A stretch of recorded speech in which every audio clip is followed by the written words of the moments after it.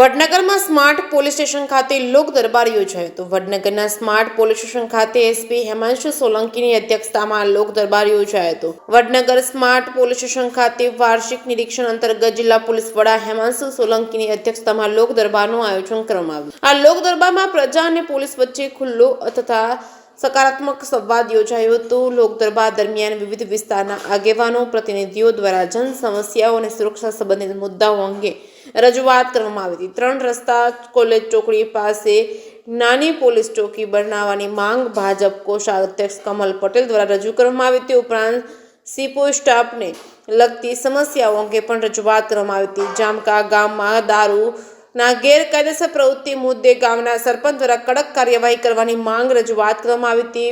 વિશ્વાસ પ્રોજેક્ટ અંતર્ગત લગાવવામાં આવેલા સીસીટીવી કેમેરા નિયમિત રીતે ચાલુ કરવામાં આવે તેવી રજૂઆત નગર સેવક ગિરીશ પટેલ દ્વારા કરવામાં આવી છે। અમતોલ દરવાજા ચકલા વિસ્તાર ખાતે પોલીસ ચોકી બાબતે ગામના અગ્રણી સાયકરેન બારોટ દ્વારા રજૂઆત કરવામાં આવી હતી। ઉપરાંત લોક દરબારમાં ઉપસ્થિત સામાજિક આગેવાનો ઉદાજી ઠાકોરે પોલીસની કામગીરીની પ્રશંસા કરતા જણાવ્યું હતું કે પોલીસની કામગીરી એકદમ સુંદર અને ખૂબ જ સારી રીતે લોકોની સેવા કરવામાં આવી રહી છે।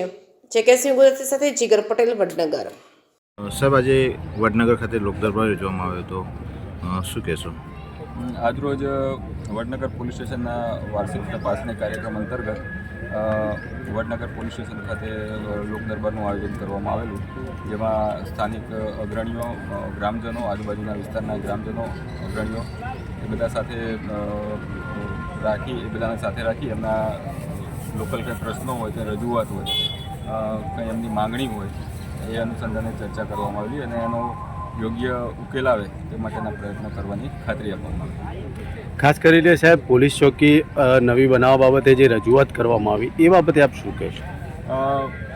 પોલીસ ચોકીનું બિલ્ડિંગ જે છે એ જર્જરિત અને જૂનું થઈ ગયેલું છે, એટલે પોલીસ ત્યાં આગળ હાજર હોય છે, પણ એ બિલ્ડિંગ બાબતે એમની રજૂઆત હતી, તો એ જલ્દી નવું બને એ માટે પ્રયત્ન કરવાની એમને ખાતરી આપી છે અને ત્યાં સુધી કંઈક વૈકલ્પિક વ્યવસ્થા થાય એ માટે પણ પીઆઈ સાહેબને સૂચના આપેલી।